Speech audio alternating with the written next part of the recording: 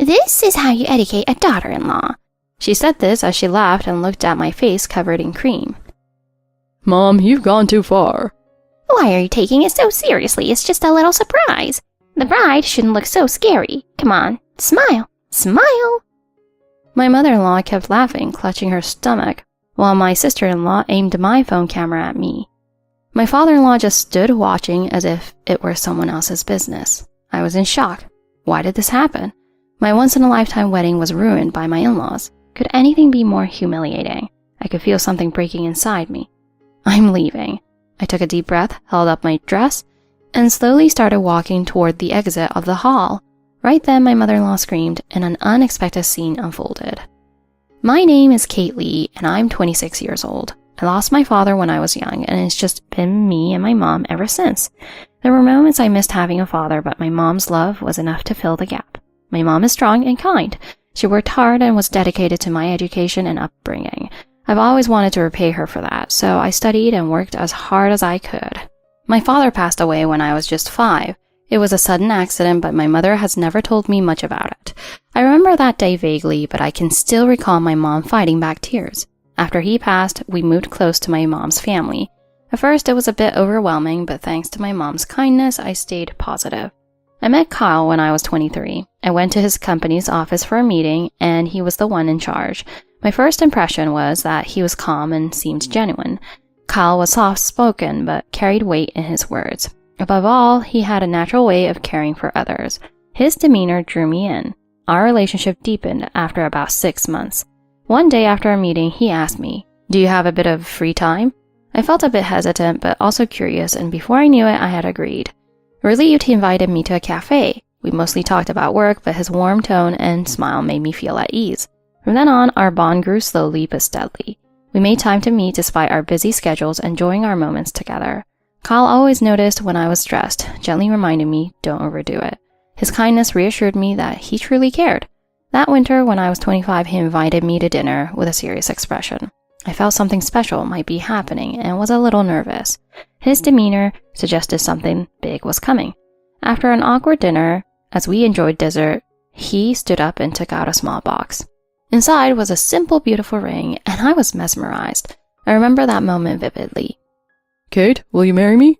His quiet but determined eyes filled me with warmth. I knew that with him, I could face any future. My reply was almost instinctive, and I was amazed at how naturally I said yes. We were officially engaged, and my mom cried with happiness. I was on cloud 9, but somehow I felt an unease lingering in my heart. The cause was Kyle's family. I couldn't seem to bridge the gap with them. Kyle's family is elite. His father, John, mother, Margaret, and older sister, Emily, are all high achievers. His mom, Margaret, is a savvy CEO of a cosmetics company. She doesn't seem pleased about our marriage. Though she never said it outright, her cold attitude made her disapproval clear. The first time I visited his home, I tried my best to make a good impression. "Nice to meet you. I'm Kate Lee. Thank you for inviting me." After a short silence, she said expressionlessly, "Please come in." Her voice lacked warmth, and I couldn't help but feel unwelcome. The living room was filled with luxurious furniture, which only heightened my discomfort. Kyle sensed this and quietly squeezed my hand for reassurance. During dinner, his mom bombarded me with questions. "Where did you graduate from, Kate?" "I attended the local state university." Her face grew tense when I said that, and I broke out in a nervous sweat. She and the rest of the family had all attended prestigious private schools in the city. Whenever the topic of education came up, I felt a bit inferior. His sister Emily was friendly, chatting about work and hobbies, but I couldn't relax. Even being from a single-parent family was a problem for Margaret. At one point, she asked casually, "What does your mother do for work?" She retired, but she used to work at a nearby supermarket. "Her mom is amazing. She worked 2 jobs so that Kate could go to college." "Wow, I could never do that, working at a supermarket." Her tone implied a bias toward my upbringing, and I could feel my spirits sink further. Though Kyle tried to support me, a dark feeling lingered in my heart. On the way home, he apologized. "I'm sorry for all the questions. I'll talk to her about it. Whatever my family thinks, I'm marrying you, Kate. Don't worry about what they say." His kindness was comforting, but I couldn't shake my doubts. I wanted his family's acceptance, and the gap between that wish and reality troubled me deeply. Would his family ever truly accept me? Would I be happy marrying him if they didn't? I spent many sleepless nights filled with swirling anxiety. I tried to build a relationship with them, sending gifts and flowers on birthdays. Finally, the day of our wedding arrived. I felt like I was in a dream, standing beside Kyle in the white dress I had chosen with my mother. After our vows, we moved on to the reception. The event was larger than I expected, mostly because of Kyle's family connections. Our friends and family shared heartfelt congratulations. Kate, may you find happiness. I looked over at my mom, who was tearfully watching us from the audience. The reception was going well until suddenly Margaret stood up, took the microphone, and walked onto the stage. Thank you all so much for being here today. I have a little surprise for the bride. I froze as a chill went down my spine. Something felt wrong. I stood there motionless as Margaret carried a huge cake toward me, followed by applause. The cake was beautifully decorated and worthy of a wedding, but in the next instant, something unbelievable happened. She suddenly smashed the cake into my face. For a moment, I couldn't comprehend what had happened. Cream covered my face and began to drip onto my dress. I looked around to find everyone laughing. This is how you educate a daughter-in-law, she said it as she laughed and looked at my face covered in cream. Mom, you've gone too far. I looked around in shock. My once-in-a-lifetime wedding was ruined by my in-laws. Could anything be more humiliating? I could feel something breaking inside me. I'm leaving. I took a deep breath, held up my dress, and slowly started walking toward the exit of the hall. Gasps filled the room as I took each determined step. Kate, wait! I didn't turn back. I couldn't. The lump in my throat grew with every step. I kept walking, feeling the weight of everyone's eyes on me. Kate! My mother's voice was choked with concern. She tried to reach me, but I shook my head, signaling for her to stay put. Isn't this all a bit dramatic? It was just a joke. Her words cut deeper, a final twist of the knife. My hands trembled as I pushed the door open, feeling the cool air outside hit my face. The world beyond the reception hall felt strangely calm, as if indifferent to my pain. I finally let the tears fall, allowing the weight of everything to come crashing down. I thought I could endure anything for Kyle, but humiliation like this? On what should have been the happiest day of my life. A few moments later, I heard footsteps behind me. Kate, please, I'm sorry. I turned slowly to face him, anger and sadness in my eyes. Kyle, how could you let this happen? How could you let your mother treat me like this? I didn't know she would. I thought it was just a little prank. A prank? The words tasted bitter in my mouth. Kyle, this isn't just about the cake. This is about respect, about whether your family even sees me as a person.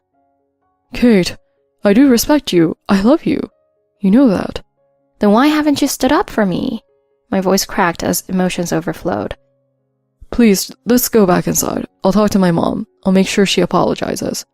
I took a shaky breath, barely able to look at him. Kyle, I don't want to go back in there.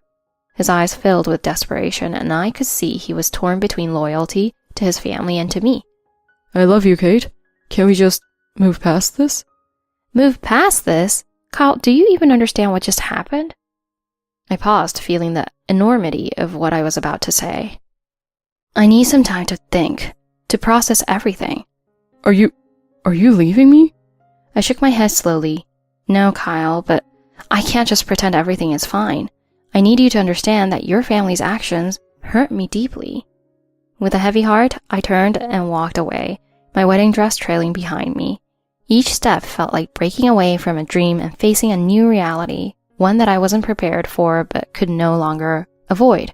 Behind me, Kyle's voice called out, tinged with regret and sadness. I didn't look back. I didn't care. In that moment, I knew that this journey wasn't over. But to move forward, I'd need more than love. I need respect, self-worth, and courage to demand the life I deserved. The next few days felt like a blur, a waking dream mixed with flashes of painful reality. I stayed with a friend, avoiding everyone's calls. Each missed call from Kyle felt like a tug on my heart, but I couldn't face him yet. Instead, I took time for myself, reliving every painful second of that day. My mind kept going back to the look in Kyle's eyes, the shock and hurt mirroring my own. But no matter how much I replayed it, the pain didn't fade. Kate, do you think Kyle understands why this is so important to you? I sighed, shaking my head.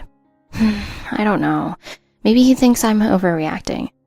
If he loves you, he'll listen. He'll understand eventually, but you have to decide if he's worth waiting for. Her words lingered, adding weight to my thoughts. The truth was, I did love him. I just needed him to see me fully without his family's shadow. A week later, Kyle texted, "Can we meet, please?" I hesitated, but I knew it was time to confront the person I thought I'd spend my life with. We agreed to meet at the little park where he'd proposed, a place once filled with joy, but now tinged with uncertainty. He looked exhausted, shadows under his eyes as he approached. Kate. "Hi, Kyle." I know I hurt you.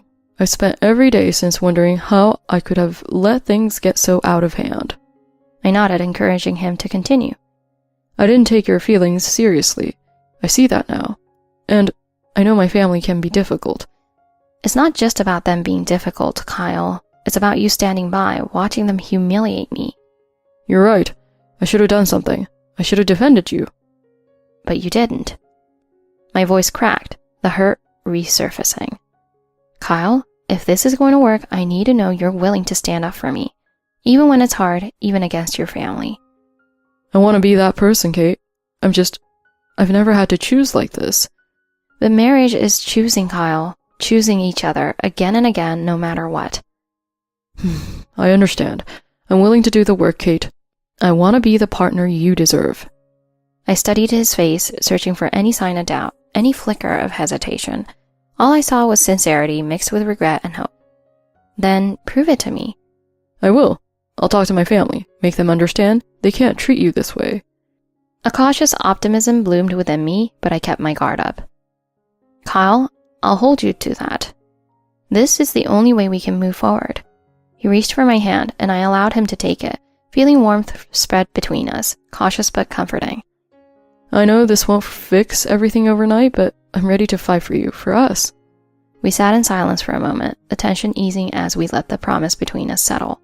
In that quiet space, I finally felt a glimmer of the future we could build together. Stronger, more honest, and grounded in respect. It would take time, trust, and work to heal, but for the first time I felt hopeful. In that park, surrounded by whispers and memories, I looked at Kyle and decided to give us another chance. Because love, when fought for with respect, was worth every battle. As we walked out of the park together, hand in hand, there was a different kind of silence between us. It wasn't tense or uncertain. It was peaceful, the silence of two people who knew they had work to do, but were willing to do it together. Over the next few weeks, Kyle made good on his word. I watched as he found ways to gently but firmly assert boundaries with his family. He took his mother out for coffee and had a quiet, serious talk with her about how her actions had impacted our relationship. "I never realized you felt this way, Kyle," she had said, sounding genuinely taken aback. "But you know, she's just so different from us." That's exactly why I love her, Mom. And I need you to respect that if you want us to be in each other's lives. It was a hard conversation for him. I knew it was, but he'd done it, and that gesture meant the world to me. And for the first time, I saw his family make small efforts. They weren't drastic changes, but I noticed his mother making an effort to talk to me with less judgment, more open curiosity. It wasn't perfect, and it might never be, but it felt like a start. Meanwhile, I worked on letting go of my anger and resentment. I tried to see Kyle's family for who they were, flawed, yes, but still important to him, still capable of growth. Kyle and I started doing couple therapy, talking openly about our expectations and boundaries. Remember, she'd said during one session, relationships aren't about winning or losing. They're about building together, even if it's one brick at a time. Kate, thank you for giving us another shot. I know it wasn't easy. Thank you for proving I made the right choice, Kyle. As the days turned into months, the distance between us that had once seemed like a canyon now felt more like a stepping stone, once we had both crossed together. I learned to let go of the past, holding on to only the lessons it taught me, not the hurt it felt behind. And Kyle? He became not only my partner, but my strongest ally, someone who'd walk beside me through every storm. We made a promise that day in the park, and I knew now that we would keep it, no matter what challenges the future brought. In the end, it wasn't a fairy tale, but it was real, imperfect, and ours. And that, I realized, was even better. As we moved forward, I knew our love would continue to be tested, but we were ready, hand in hand, to face whatever came next, together. Months later, as Kyle and I stood together at our wedding, surrounded by friends and family, I felt a sense of peace that had been hard-won but deeply rewarding. His mother gave me a small smile and a nod, a subtle acknowledgement that spoke volumes. We still had our differences, but there was respect there now. Kyle looked at me with that familiar warmth in his eyes, the one that had first drawn me to him. But now, it was richer, tempered by understanding and a shared journey. We exchanged vows, words that felt both heavy and light, carrying the weight of everything we'd been through and the promise of all that was still to come. And as we walked down the aisle, hand in hand, I knew that finally we had built something stronger than either of us alone. This was the beginning of our true journey. My ex-mother-in-law brought chrysanthemums to my hospital room. Rest in peace. I'll take the house. Oh, you look better than I expected. I brought some flowers for you. Go ahead, put them out. A bouquet of white chrysanthemums, wrapped messily in old newspaper, was thrown onto the bedside pillow. The white chrysanthemum petals scattered, as if cursed, reminding her of a funeral. Her body, still sore from surgery, shuddered from the scent, making her imagine it was her own funeral. She felt as though she was being told to vanish from this world, and she reached out with trembling hands to push the chrysanthemums away. Just then, "You shouldn't waste gifts like that." My mother-in-law slapped my hand sharply. She gritted her teeth, feeling a pain that echoed through my surgical scars. "It's like you're already lying in a coffin. Quite fitting for you." Her eyes were filled with disdain and contempt for me. Overwhelmed with sadness, tears welled up in the corners of my eyes. "Oh, don't bother crying. No one cares about the tears of a deluded woman like you." Only the sound of the IV dripped through the room, amplifying the cruel words stabbing into my heart. Immobilized, I could only stare at the ceiling. Why am I so despised? I wondered. I had done my best to cater to Heather's whims and complete every household task perfectly, hoping to be acknowledged, even a little. But no matter how much I tried or smiled, my mere existence seemed a mistake. I came from a simple background, far from prestigious, and marrying into such a family had always been a forbidden dream. Every day I was told to behave more gracefully and refined, and over time, I lost sight of myself. Maybe I should disappear as Heather wishes. I gripped the bed sheets tightly as tears soaked into my pillow. Just then, the door to my hospital room opened, and an unexpected voice echoed inside. Heather widened her eyes in surprise. "My name is Alice. At 30 years old, I've been working for 8 years at a pet-related company since I graduated from college. I take pride in my extensive knowledge about pets and in my deep love for them. I lost my mother to illness when I was a child, and I dreaded going home after school. My father, though kind and caring, was often busy and wouldn't return until after 7 p.m. Every day I waited alone at home, feeling the loneliness keenly. One rainy day after school, I found a small cardboard box. When I peeked inside, a tiny kitten looked up at me, meowing softly, its little body trembling from the cold. I quickly tucked the shivering kitten into my hoodie and ran home. Once home, I dried it with a towel and warmed it up by the heater. My father, who usually looked stern, softened when he saw the kitten. "How about we make this kitten part of our family?" The kitten was pure white, so I named it Milk. Though she's now an old cat, she lives happily with my father at my family home. Growing up, I found it difficult to express my feelings to friends or teachers, and I struggled with public speaking and being the center of attention. Afraid of being disliked or left out, I often said things I didn't mean just to fit in. I disliked this about myself, but after Milk came into our lives, I began communicating more openly with my father. I hesitated to ask him for anything before, but when it came to Milk, I spoke up confidently.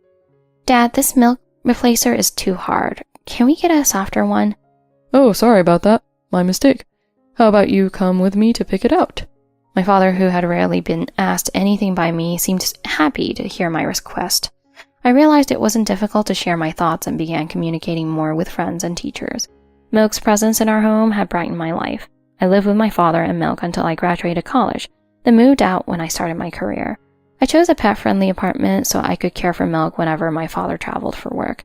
In my first year at the company, I faced stress from my struggles to adapt.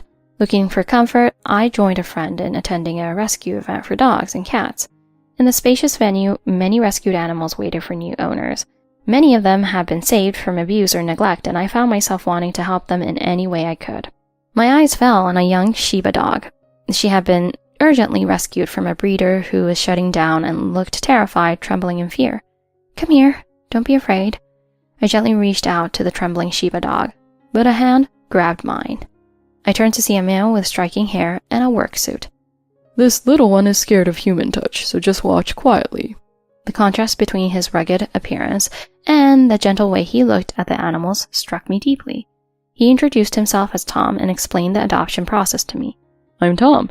I'm usually an artist and travel often, but when I'm back, I volunteer for animal rescue." Yes, I'd love to take her home if possible.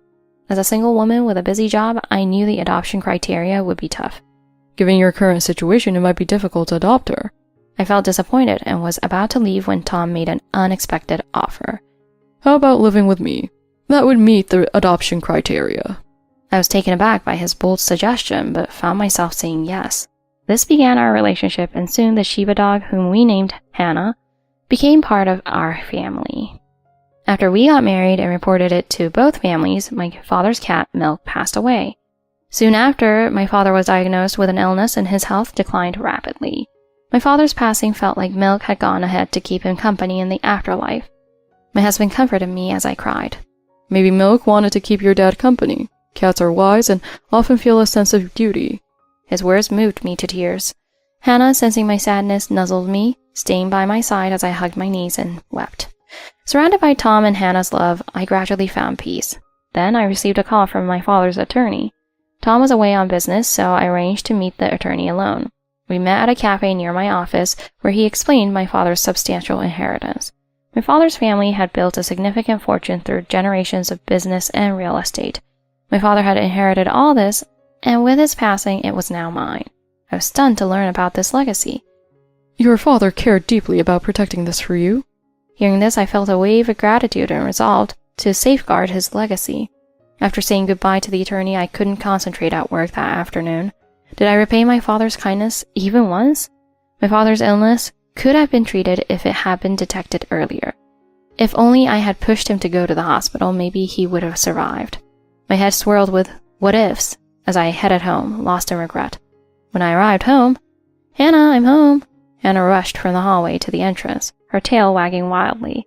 Hugging her tightly, I felt the tension of the day begin to fade away. "Hannah, did you know? Dad left us a big inheritance, but I wonder if I can really manage it." Talking to Hannah, I felt my anxieties come out, and tears began to spill over again. I hugged Hannah tightly and decided to take her for a walk to clear my head. Another change had occurred after my father's passing. Heather started contacting us regularly. I recalled now the tension with Heather had first started, around the time we were preparing for our wedding. "I may be living a free-spirited artist's life now, but I was raised under strict discipline." The night before we visited his family, Tom opened up about his past. His family was an old, prestigious one, and though his family's influence had diminished, his mother had been raised in an elite environment. She had high expectations for Tom and forced him to excel in everything. "Why are you only third? I've given you tutors and sent you to prep classes. Anything less than first is unacceptable." "I'm sorry." His mother never allowed him to fall short, demanding he be the best at everything and reprimanding him endlessly. Resentful of his strict upbringing, he once found a stray cat on his way home from school. But when he brought it home, his mother reacted furiously. "Throw that filthy cat out. I don't want that disease-ridden thing in my house."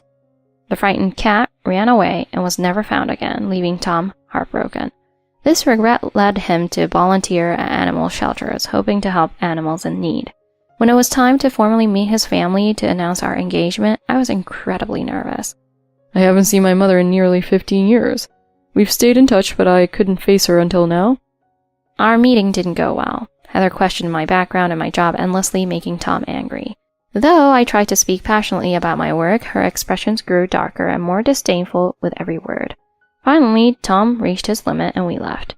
Despite this rocky start, we occasionally saw her since we lived nearby, and I tried to bridge the gap between them. Initially, she behaved politely, adjusting to our pace, but gradually her true self began to show. "Ah, so you were raised by a single father? No wonder you lack refinement. Perhaps you weren't properly brought up."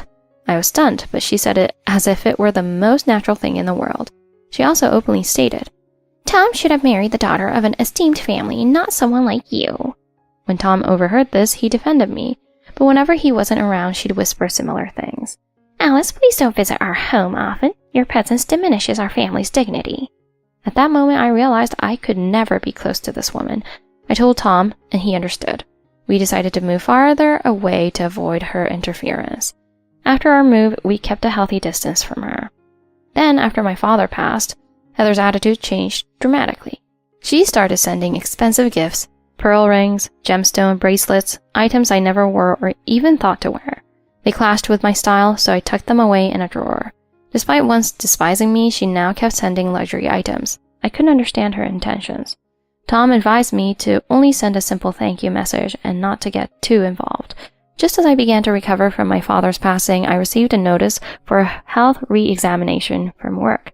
After extensive tests at the hospital, I was diagnosed with the same illness as my father.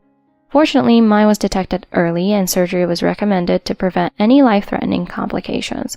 When I called Tom, he said he would try to return quickly, but urged me to proceed with the hospitalization. Before my admission, I worried about Hannah. Since Tom was abroad, Hannah would be alone, unable to eat, drink, or go for walks. Initially, I thought of asking Heather for help, but Hannah clearly disliked her. Hannah seemed to have a keen sense of people, and it was clear she trusted only those who showed genuine kindness. I didn't want to stress her, so I asked my friend, Mackie, who had been with me at the adoption event, to look after her. That day, Mackie came over to see how Hannah would react to her. "Hello, long time no see." Hannah wagged her tail enthusiastically as she approached Mackie. "Look at you, Hannah. You're in such good hands with your lovely mom and dad." Hannah rolled over, showing her belly, completely at ease with Mackie. Their bond seemed perfect, which eased my worries. "So, Alice, how are you feeling?" Petting Hannah, Mackie asked gently. "It's hard to believe I have the same illness my father had, but I can proceed with surgery thanks to you looking after Hannah. I really appreciate it." Mackie blushed a little, then said, "All right, I'll take Hannah for a walk, then give her water and food afterward." She clipped on Hannah's leash and left. Watching them from the balcony, I felt a wave of relief. If Hannah had rejected Mackie, I would have had to place her in a pet hotel, which could have been traumatic. Some pet hotels were crowded and reminded Hannah of her traumatic past with an unethical breeder. Lost in these thoughts, I felt reassured seeing Mackie and Hannah return. "I'm back! Oh, and something funny happened on our walk. An elegant lady approached us and she says she was your mother-in-law." "My mother-in-law? What did she say?" "She asked why I was with Tom's dog. When I told her about your surgery, she asked for the hospital's name." Hannah had growled at her, so Mackie had hurried away. Knowing Mackie was genuinely concerned, I reassured her. "Don't worry, I appreciate everything you're doing." After Mackie left, I wondered why Heather was suddenly so interested in my hospitalization. The next morning, Tom called to check on me. "How are you feeling, Alice?" "I'm alright," and Hannah and Mackie got along perfectly. I mentioned Heather's unexpected encounter with Mackie. Tom seemed troubled. "That makes sense. She called me last night asking when I'd be back." Worry crept into my mind, and then Tom hesitated before speaking. "I wanted to be there for you, but I may not be able to return for a while." He explained that his work was going to be featured in an international art exhibition, his biggest opportunity as an artist. I listened to him and, after he finished, gave him my answer immediately. "Tom, let's get a divorce." Silence filled the line as he tried to process my words. "Why a divorce?" "Tom, I know how much passion you have for your art, more than anything else in the world, but your desire to take care of your mother, me, and Hannah is holding you back from that passion. The old Tom I fell in love with would have put art above everything. I want you to be free to focus on creating without any distractions." As I shared my true feelings, I could hear Tom quietly crying on the other end. "I'm so sorry, Alice. I wish I could be there for you." After comforting him, we ended the call. I immediately picked up a divorce application from City Hall, filled it out, and mailed it to him overseas. I hoped that by finalizing the divorce, he could pour all his energy into his art. With only 2 weeks left before my surgery, I focused on preparing for the hospital and putting aside thoughts about Tom, Hannah, and Heather. A week later, Tom mailed back the signed divorce papers and I took them to City Hall, officially finalizing our separation. I sent him a message afterward. "Thank you. Hannah and I will always consider you a precious part of our lives." He replied, "Even if we're divorced, you and Hannah are my treasures. Always." I asked him to keep the news from his mother until after my recovery. I didn't want to deal with any more emotional turmoil right now. He agreed, saying I should reach out if anything happened with her. Finally, the day of my hospitalization arrived. I went through various procedures and received instructions on my upcoming surgery. Being alone wasn't easy, but I had rented what I needed and felt ready to manage with the hospital's support services. The next day, my surgery was successful, and my doctor assured me that the chances of recurrence were low. Though the wound was still painful, I received a rehab schedule and looked forward to regaining my strength. I couldn't wait to walk our usual route with Hannah and see her bright smile again. I placed a framed photo of Hannah on my bedside table, her happy face bringing me strength. Then I heard a knock on the hospital door and turned to see who it was. To my shock, it was Heather entering with a smug expression. "Why are you here?" "Why, to visit my daughter-in-law, of course. Isn't that allowed?" She dragged a folding chair near my bed and sat down heavily. "I don't see a single vase in this room. I brought flowers, so you better put them out." She thrust a bouquet at me, wrapped messily in old newspaper with no ribbons or decorations. It was a bunch of white chrysanthemums, often used for funerals, and the sight of them made memories of my father's funeral flash through my mind. Tears stung my eyes, but I held them back and looked up at her. "Don't you dare waste a gift. You should cherish what you're given." She placed the bouquet by my pillow with an unsettling smile. "White chrysanthemums suit you perfectly." Then she pulled out a stack of papers from her bag, displaying photos and details of the properties I had inherited from my father. "Did you think I wouldn't find out? Keeping all these assets to yourself is selfish. Family should share, you know." She unfolded each paper, staring at them with greedy eyes. "These properties were my father's legacy to me. Stop acting as if they're yours." Summoning my strength, I managed to say this firmly. "Well, you won't be able to take them to the afterlife, will you? I'll take care of them for you. Better to transfer them now before things get complicated after you're gone." "What are you talking about? My surgery was a success and I'm already scheduled for rehabilitation. I'm not dying from this." She stared at me dumbfounded. She must have assumed that, like my father, I would pass away soon. I realized she had probably researched my family background, discovering the inheritance I had received. "But your father died of the same illness, didn't he? Why do you get to survive?" My father's illness wasn't detected in time. I caught mine early and had surgery immediately. Frustration etched across her face as she finally grasped the reality. "Fine, but we should still proceed with the transfer. After all, you have no other relatives, and Tom is never around. You don't know how to manage real estate investments, do you? I could double, no, triple its value for you." She handed me a name change form, urging me to put Tom's name on my properties. "Mother, Tom and I are divorced. He has no claim to my inheritance." Her jaw dropped as she stared at me in stunned silence. "What nonsense is this? I agreed to let him marry beneath him for your sake, and now you dare to break that bond?" She suddenly whipped out her phone and dialed someone. From the speaker, I heard Tom's voice. "Tom, this ridiculous woman here is saying you're divorced. Tell her she's lying." Tom replied, his voice firm. "It's true. The divorce was my decision, and Alice only agreed to it because I asked her to. Don't you dare blame her." Her face twisted with anger as she glared at me. "And Mother, why are you even there? I didn't tell you about Alice's surgery, so leave her alone. I won't tolerate this." Defeated, she looked at me with resentment before storming out of the room. With her gone, I finally found peace in my recovery, free from her meddling. Each day I received videos of Hannah from Mackie, showing her content and stress-free, and I knew I had made the right choice in asking for her help. Tom also shared updates on his paintings via video calls, showing me his latest works and the views from his atelier. His regular updates brought me comfort, encouraging me to work hard on my rehabilitation. Finally, the day of my discharge arrived, and I was eager to be reunited with Hannah. I opened the door and called out, "I'm home!" Hannah popped her head around the corner, her tail wagging, and raced over to me. I caught her in my arms, feeling her intense joy as she leaned into me. It was as if she was saying, "Don't you dare leave me like that again." I gave her plenty of affectionate rubs, grateful to be back. Afterward, I thanked Mackie for taking such great care of Hannah. She did just fine. Honestly, she never lost her appetite and seemed quite content even while you were away. But then Mackie hesitated, a concerned look on her face. "This may sound odd, but on one of our walks, I thought I saw Tom's mother." "Really? What happened?" She looked different from before, dressed all in black, and Hannah growled at her. I didn't stop to confirm, but it didn't seem like her. Hannah rarely growled without reason, so I had a sinking feeling it was true. I thanked Mackie for telling me, even though the thought left me uneasy. Despite the divorce, Heather was still haunting my thoughts. As I watched Hannah munching on her food, I couldn't help but wonder why she was lurking around our apartment building. Why would she come here while we were both away? Her recent behavior and the funeral chrysanthemums came to mind. Stroking Hannah's fur, I reassured myself. It's all right, Hannah. I have you with me now. That night, Hannah and I curled up together, finding comfort in each other's presence.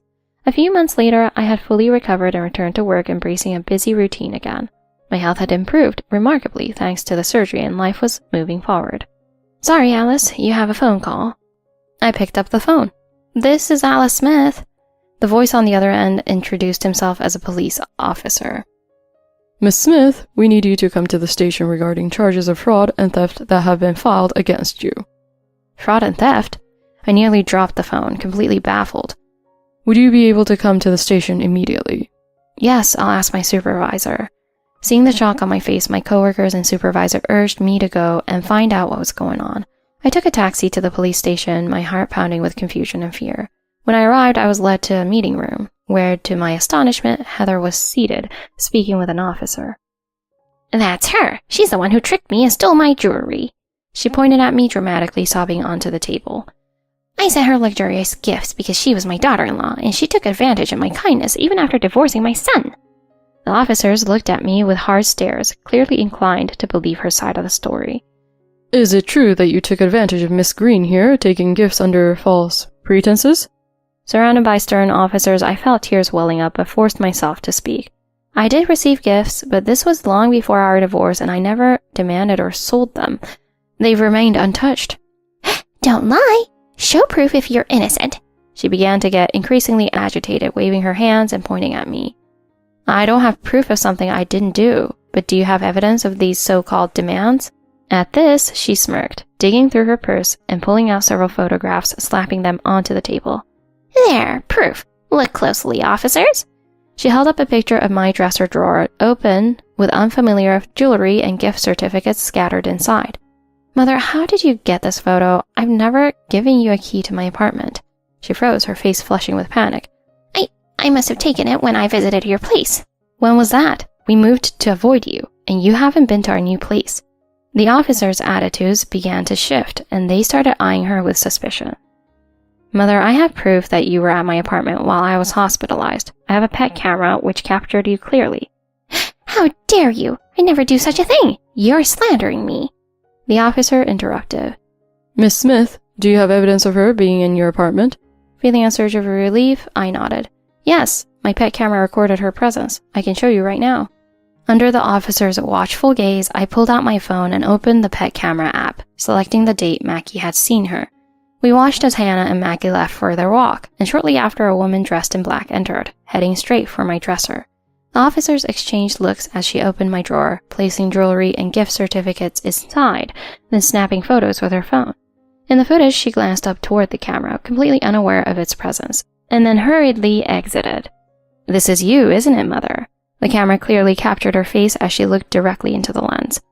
You broke into my home, planted these items to make it look like I was hoarding your gifts, and then took photos as evidence. This is a serious crime.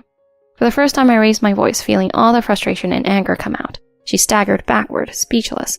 The officers quickly surrounded her, leading her toward a separate room. No, you don't understand. I'm from an esteemed family. This is all a setup. The officer calmly replied. We'll continue this conversation in another room. They escorted her out as she continued to protest, leaving me alone with one of the detectives. We're truly sorry for the distress this might have caused. You're also entitled to file charges for unlawful entry and theft. Without hesitation, I agreed. During her arrest, she had scratched an officer's face intentionally, which led to her being charged with assault. I never expected her to go to such lengths, but perhaps Hannah has sensed her true nature all along. That evening, I called Tom to inform him. I wanted you to know that your mother's been arrested. She tried to set me up. Tom listened quietly, then replied.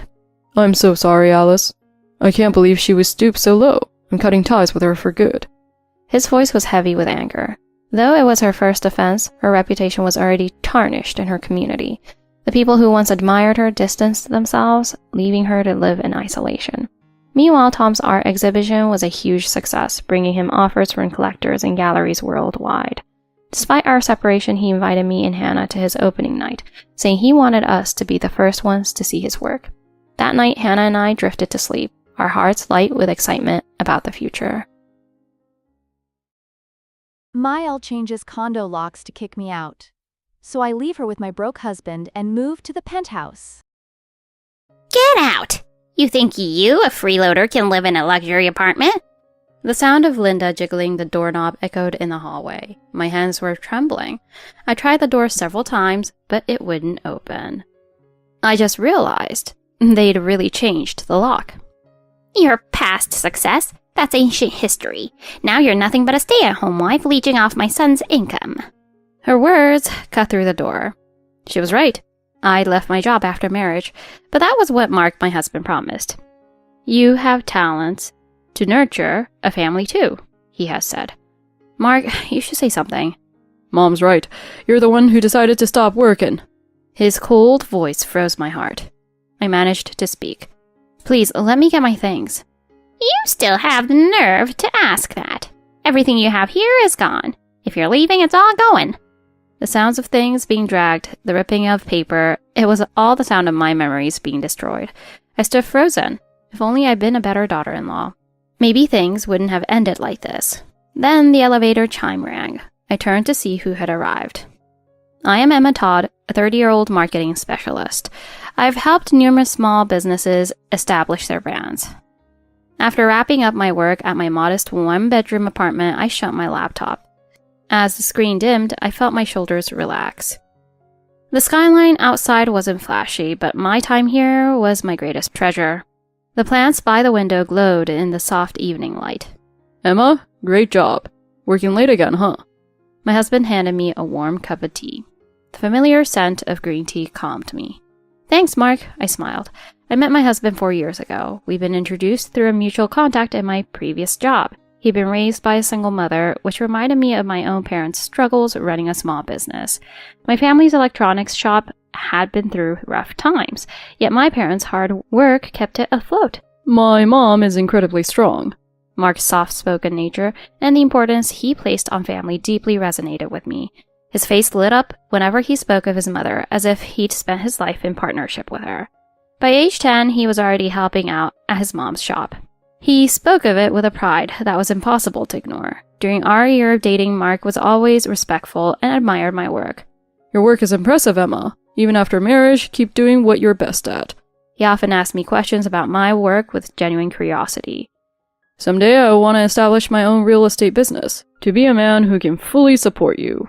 His proposal, filled with dreams of starting his own company, was sincere. So I agreed without hesitation.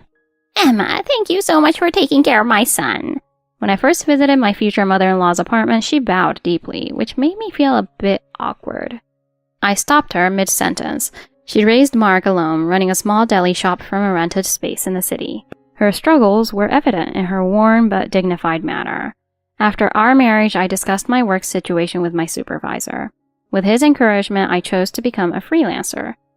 Emma, freelancing is a perfect fit for you. You're more than capable of succeeding. And just as he predicted, my income remained stable, even increasing. My work expanded to include helping a traditional and go digital and crafting e-commerce strategies for regional producers. Every thank you, Miss Todd, from a client boosted my confidence.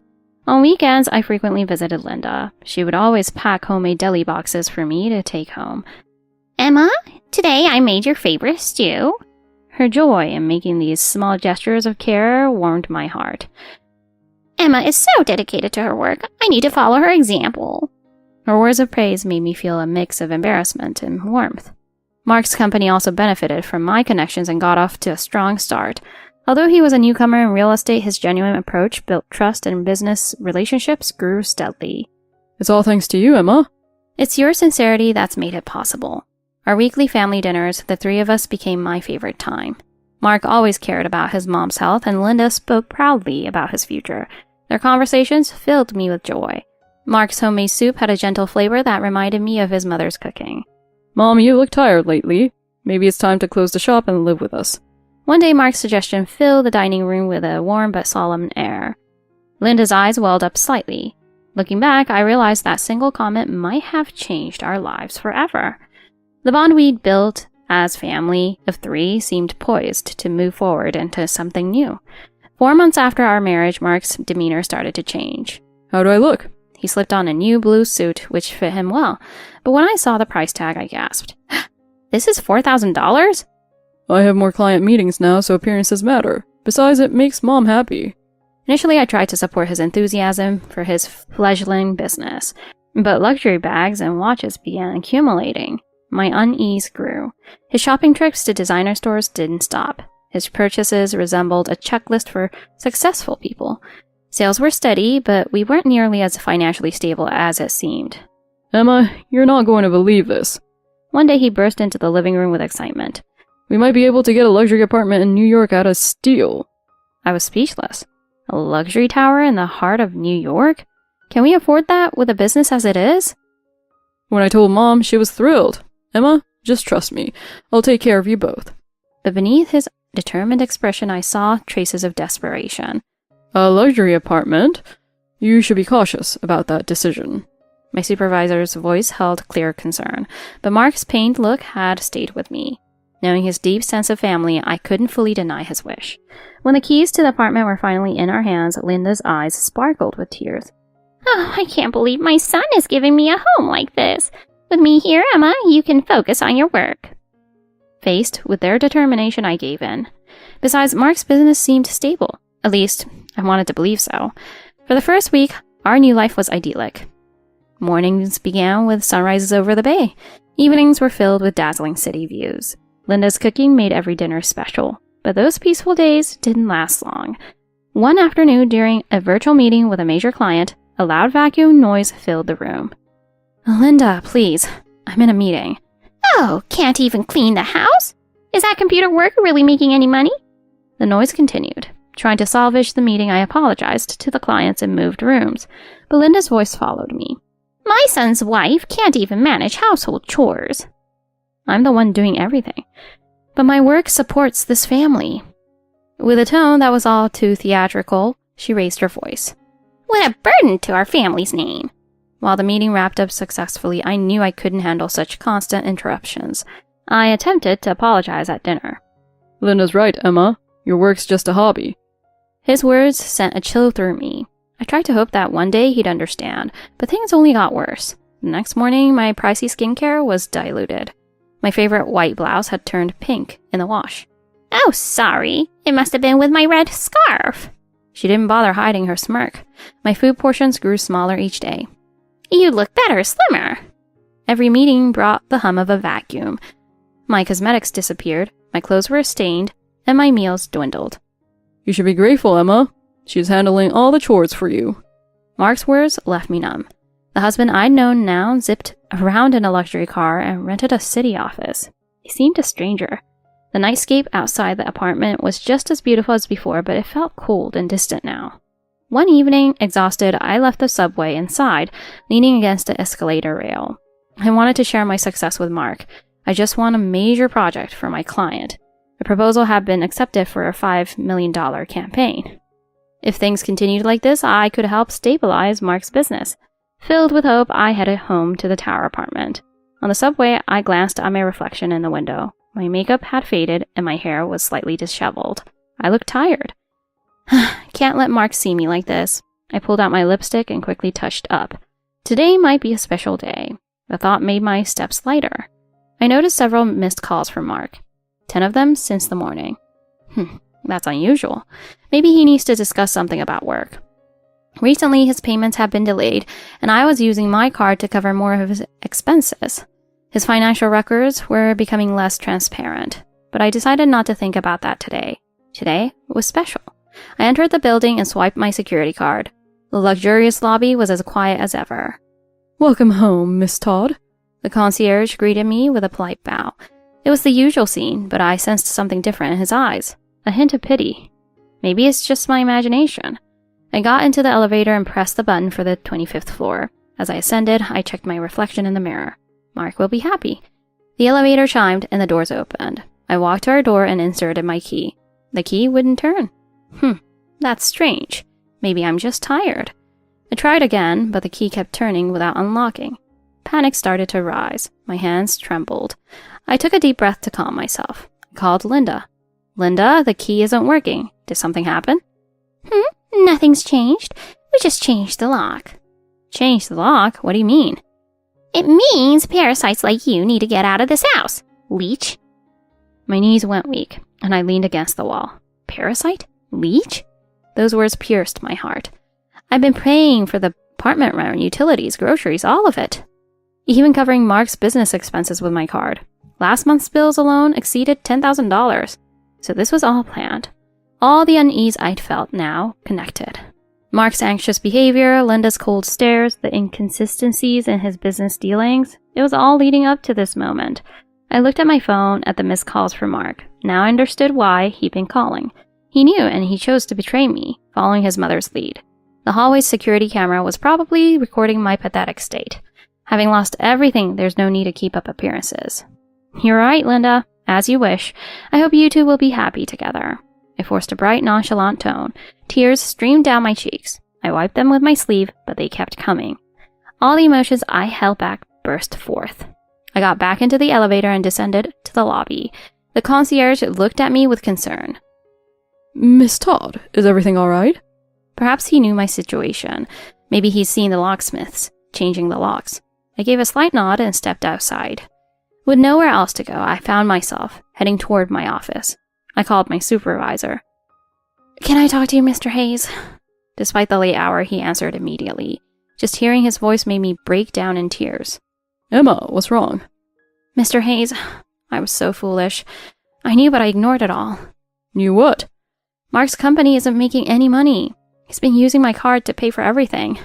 I didn't want to admit it. The expenses kept piling up. Through sobs, I explained everything. The dubious financial records, the extravagant spending, Linda's changing attitude.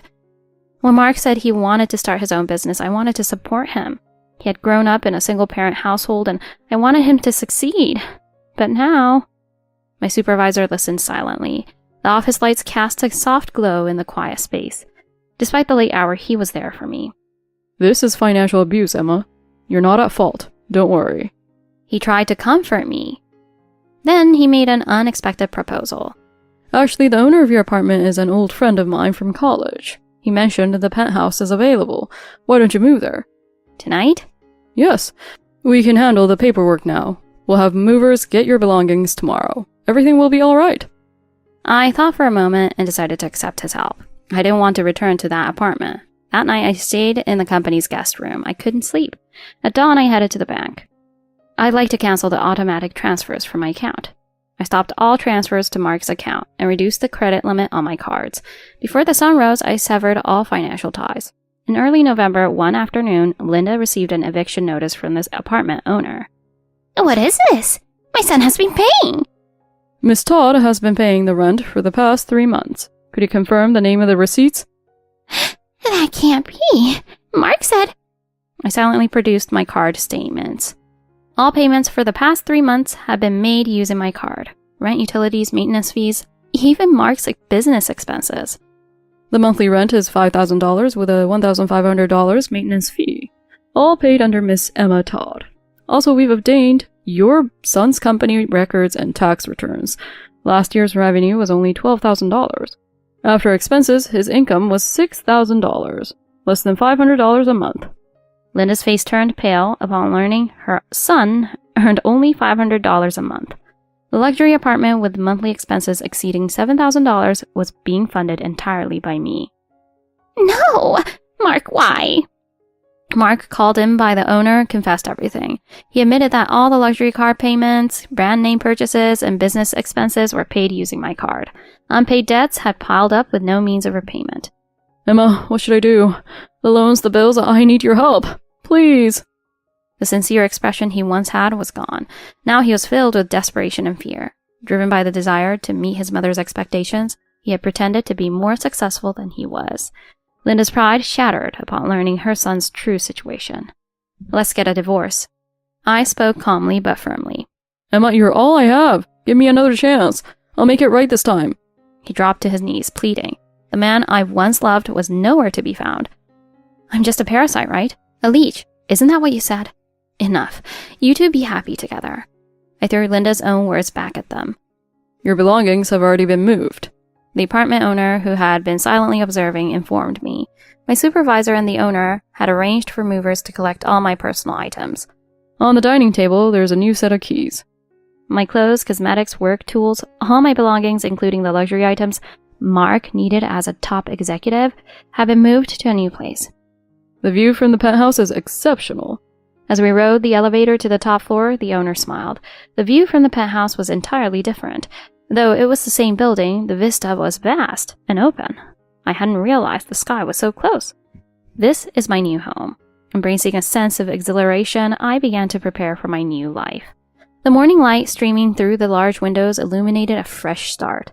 I'll redo all my project materials here. The views from up here encourages me. Let them taste the consequences of calling me a parasite. I'll make sure they feel the weight of trampling on my dignity.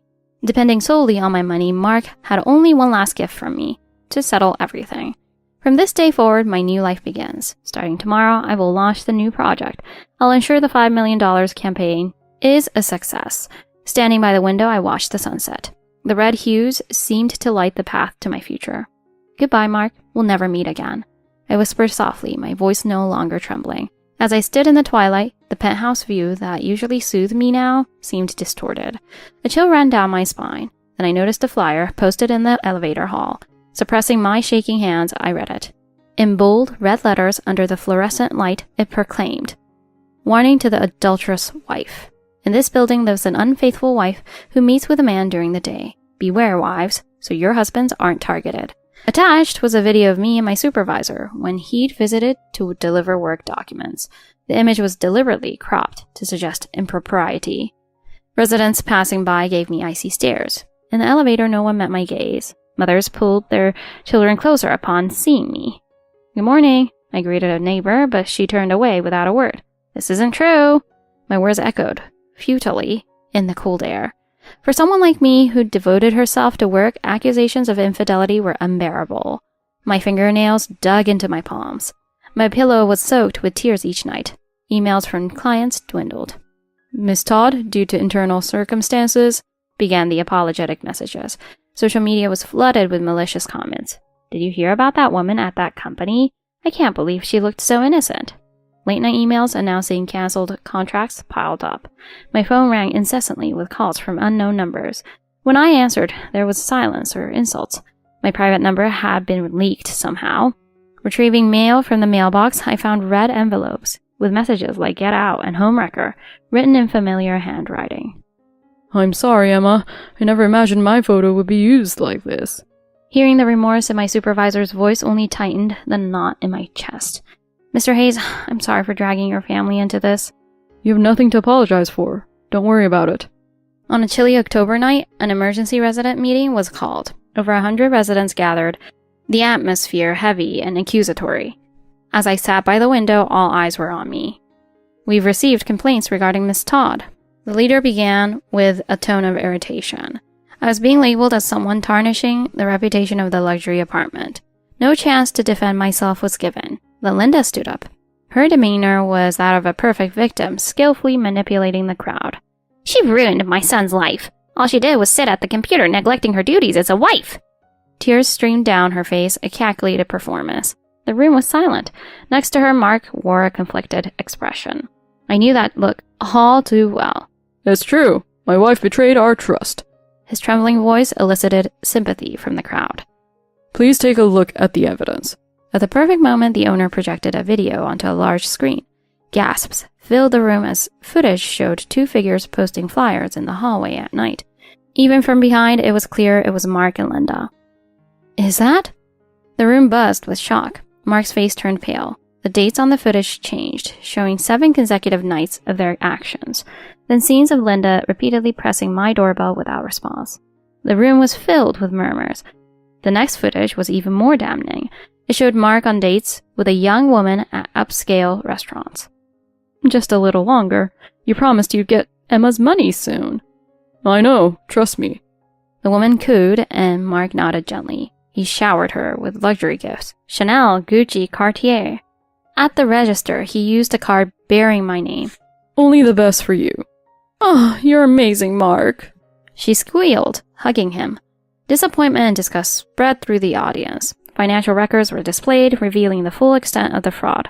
Total rent payments of $180,000 over 3 years. Misuse of company funds amounting to $280,000 in luxury goods. Monthly dining expenses averaging $12,000.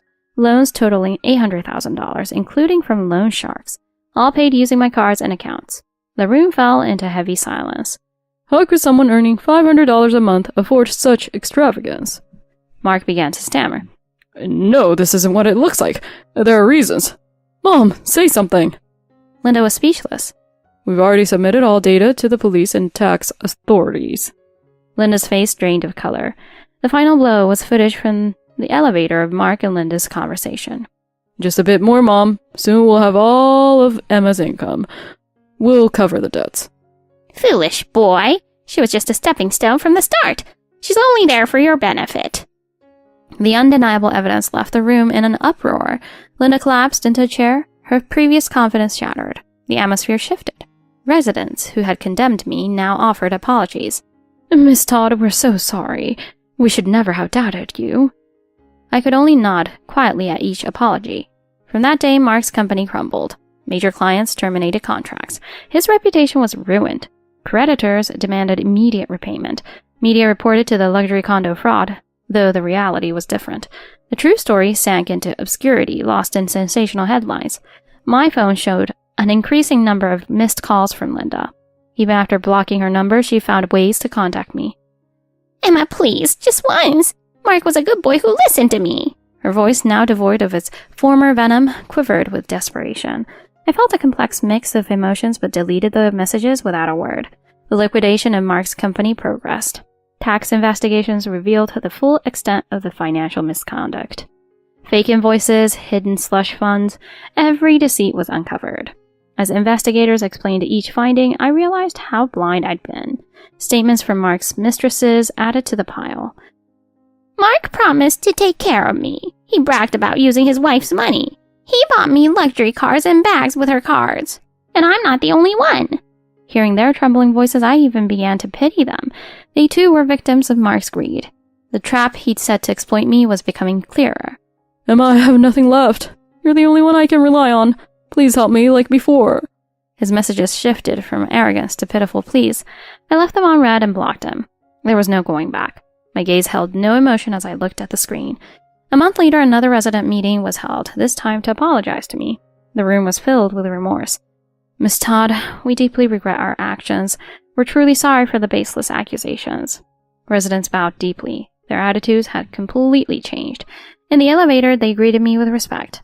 Mothers who once shielded their children now offered kind words. I responded politely but remained detached. Standing at the penthouse window, I looked out over the city. The nightscape was as beautiful as ever, but it looked different to me now. My phone rang, breaking the silence. Emma, we've secured a new project. A brand strategy for a major corporation. His voice brought a smile to my face. That's great news, Mr. Hayes. I've already prepared the proposal. I knew I could count on you. This was my true calling, something no one could take from me. Linda, Mark, the mistresses, they were all part of a distant past. Their schemes to bring me down had ultimately led to their own downfall. But this wasn't about revenge. The truth had simply come to light. Justice wasn't served by someone, it was just the truth being acknowledged. My reflection in the window looked stronger than before. The parasite they'd called me had fought back. Now my real life was beginning. This wasn't the end, but a new start. The city's lights below seemed to bless my future. Months later, as I reviewed materials for a new client, I recalled the events of 6 months ago.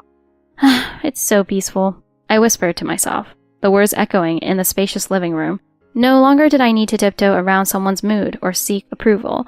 This space was mine alone. The divorce proceedings had been surprisingly smooth. There was no point in seeking alimony from a debt-ridden Mark. I had to ensure I wasn't saddled with his company's debts. Are you doing okay? I smiled at his message and replied with a cheerful emoji. Over these months, he'd been a great support, even volunteering evidence to clear my name. Miss Todd, it's tea time. The intercom buzzed with the owner's gentle voice. It was time for our weekend tea gathering. Once this time had been filled with tension with Linda. Now it felt like a distant memory. Opening the door, I saw several residents behind the owner. Those who once gave me cold stares now welcomed me warmly. "Please, come in." In the living room, residents shared homemade treats and pleasant conversation filled the air. The setting sun painted the city with soft colors. I'd heard rumors that Mark was on the run from creditors. Abandoned by his mistresses, having lost his home, his whereabouts were uncertain. Linda, devastated by her son's lies and betrayal, was reportedly moving between relatives' homes. I felt no anger or hatred anymore. Those experiences, though painful, had made me stronger. They helped me realize my true worth. Cheers! Raising my glass, I joined in. This view, this space, these relationships, they were all part of my new life. Miss Todd, we look forward to many more moments together. I nodded deeply. I was no longer someone to be leashed off or controlled. Here I could live as myself. As the city lights began to sparkle, I returned to my desk and opened the proposal for my new project. I'll keep moving forward with confidence. This is the path I've chosen. Like the view from the 50th floor, my life will shine even brighter. MIL crashes our new home and stays for 3 months, so I transfer the deed to her and move out. 6 months later. I have every right to relax in the living room of this house. The kitchen should be enough for you. You should be grateful you're even allowed to live here. Sarah, my mother-in-law, lounged comfortably on the couch, fiddling with the remote. The sight of her silhouette stirred a painful knot in my chest, accompanied by a burning sensation behind my eyes. But I knew I couldn't afford to shed a tear. The fear of showing weakness in front of my mother-in-law kept me silent. Her belongings gradually took over the newly built living room. Makeup, clothes, stacks of magazines, all piling up as though she was erasing my presence bit by bit. 3 months ago, Sarah had shown up under the guise of celebrating our new home. But since then, she'd never left. These dishes are arranged so poorly. The house I grew up in was polished daily by our maid. But I suppose he wouldn't understand, given your upbringing. Sarah let out a mocking chuckle. I could only nod in silence. Mom, I think it's time to head to bed. My husband had just returned from work, sitting down beside Sarah. Sarah's expression softened instantly as she gently stroked his hair, like he was still a little boy. There you are, my sweet little boy.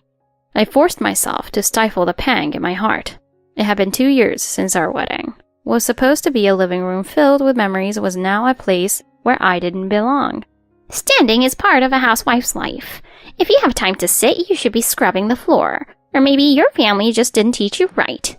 Sarah's words struck harshly, making me instinctively shrink back. Chris sat beside her, silently absorbed in his phone. I wondered if maybe, just maybe, I wasn't trying hard enough. Perhaps if I'd been a better wife, if I'd woken up earlier to clean, things might have been different. Every day I balanced a demanding corporate project while trying to keep the household in perfect order. But no matter how much I tried, nothing seemed to satisfy Sarah. Upbringing really does matter, doesn't it? I never thought my son would marry someone with such background.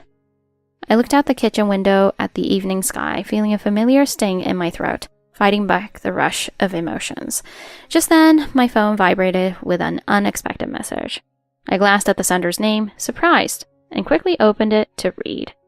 My name is Emily Jones. I grew up as the eldest child with a younger brother and sister. My parents placed a lot of expectations on me, and I worked hard to meet them. From a young age, I was the one people relied on. Emily can do it. Leave it to Emily, she's got this. That was the kind of trust and responsibility placed on me in every area of my life. I became accustomed to handling most things on my own. A bit of a perfectionist by nature, I found that with a little hard work and attention to detail, I could usually solve any problem that came my way. In my 29 years, I had hardly known failure. Now I work in a prominent advertising agency. This was a company I had admired since my college days. I threw myself into job applications, internships, and early recruiting programs, determined to make it here. I soon earned an early job offer. Throughout college, I worked various part-time jobs and joined a few clubs, always taking on leadership roles. At one of my jobs, I became a shift leader, often guiding newer employees.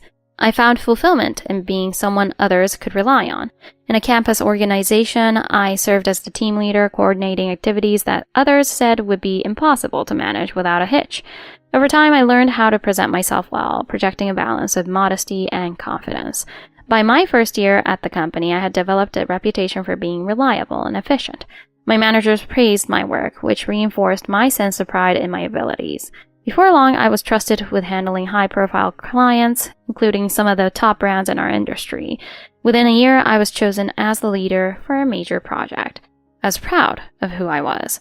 I believed that if I worked hard and approached things sincerely, success would naturally follow. As I achieved more, I also felt a stronger sense of responsibility.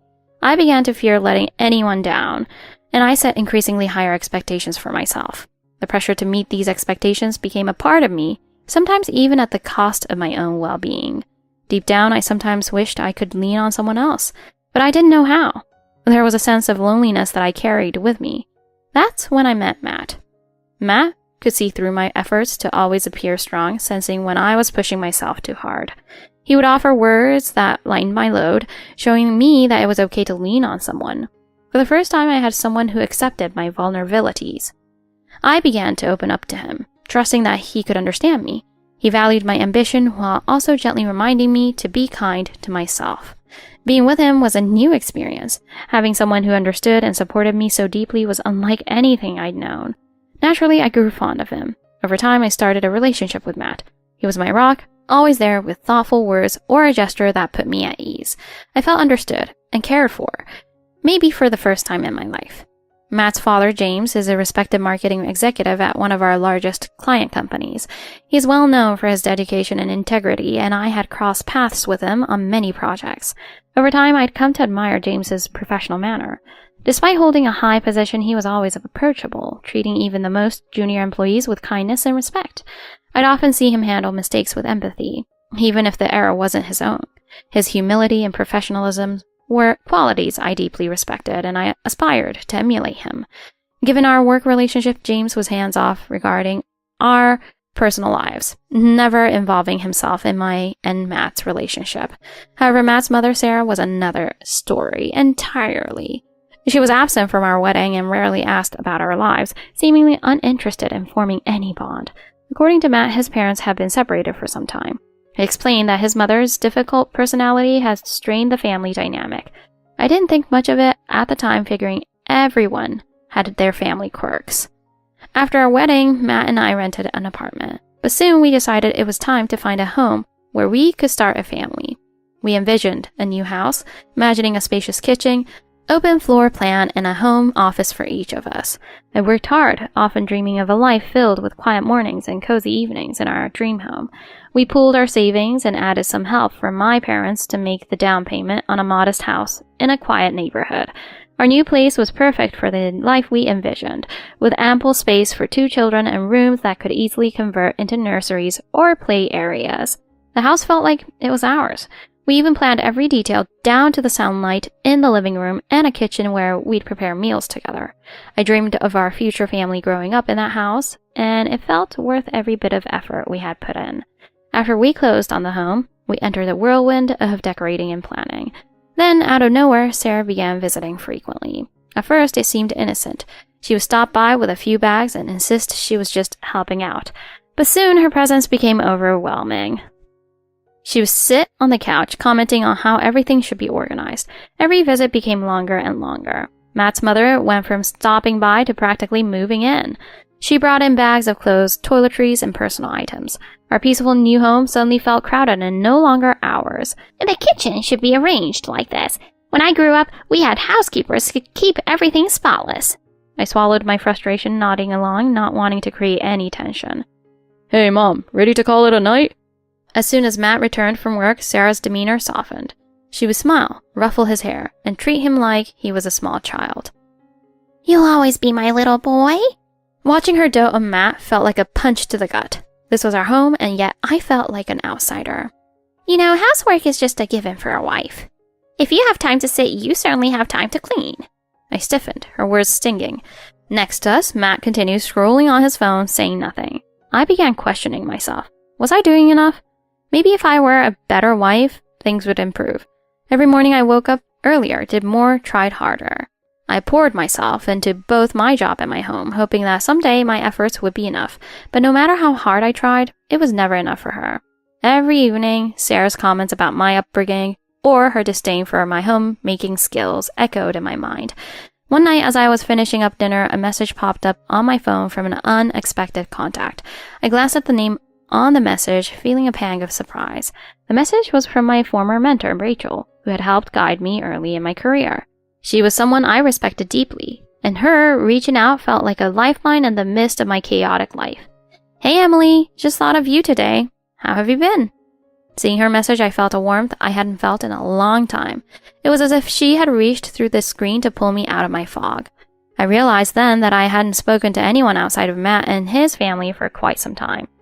"Hi Rachel, it's so good to hear from you." We chatted briefly, but she could sense something was wrong. "You know, you can talk to me about anything, right?" Her words lingered, and for the first time I felt an urge to open up. "I don't want to burden you, but things at home have been challenging." She listened patiently as I poured out everything about my living situation, the constant intrusion, and my feeling of being edged out of my own life. "Oh, that sounds really tough, Emily. You're not alone, though." Talking to her felt like shedding a weight I'd been carrying for months.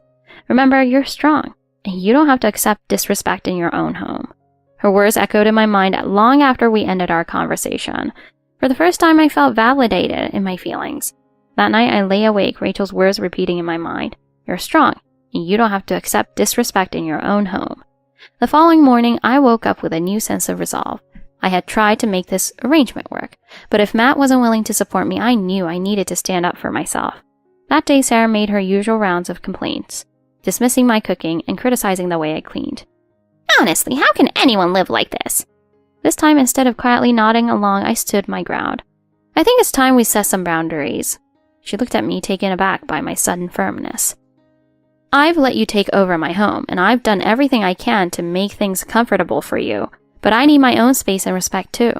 She scoffed, clearly not expecting any resistance. You need to be grateful you're even allowed to live here." Her words didn't sting the way they once had. I remembered Rachel's encouragement and held my ground. I do my best, and I deserve to feel like this is my home too.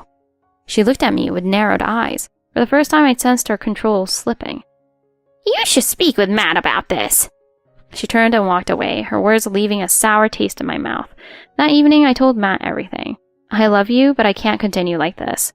He listened, looking conflicted, but he finally agreed that we would talk with his mother. The next morning, Sarah packed her things and left, clearly displeased. For the first time in months, our home was quiet, and the weight lifted from my shoulders. It wasn't the final step, but it was a start. Slowly, we rebuilt our space, and I began to feel at peace once again. Rachel's words, my newfound boundaries, and a sense of control restored my life bit by bit. I'd taken back what was mine and realized I was stronger than I'd ever known. Weeks went by in quiet relief, with the home feeling like ours again. Sarah stayed away and Matt seemed more attentive, though at times a touch of guilt lingered on his face. I focused on my career, putting energy back into the projects I loved. Rachel and I kept in touch, and I found myself confiding in her regularly, feeling strengthened by her unwavering support. Then one afternoon, Sarah called. "I'm coming over." Her tone was curt, almost dismissive. I took a deep breath, steeling myself. When she arrived, she barely looked at me as she entered. "Matt, you need to come outside." She pulled him aside, and they talked in hushed voices on the porch. Though I couldn't hear everything, her gestures and his furrowed brow told me enough. When Matt came back in, he looked conflicted. "She's struggling, Sarah." He ran a hand through his hair, seeming to weigh his words. "She says she doesn't know where else to go." The exhaustion in his voice was clear, and I felt a pang of sympathy. But my boundaries were important too. I know she's going through a hard time, but I need to feel safe and respected in my own home. We talked for a long time that night, finally coming to an agreement. Sarah could come over on weekends, but only as a guest and for short visits.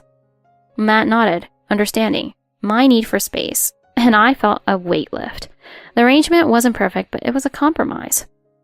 I focused on rebuilding my own identity, knowing my boundaries would be tested again, but feeling equipped to handle it.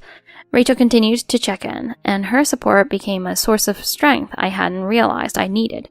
The months that followed were a delicate balance of family work and my newfound confidence. One weekend, Sarah came over and, for the first time, offered to help with the dishes after dinner.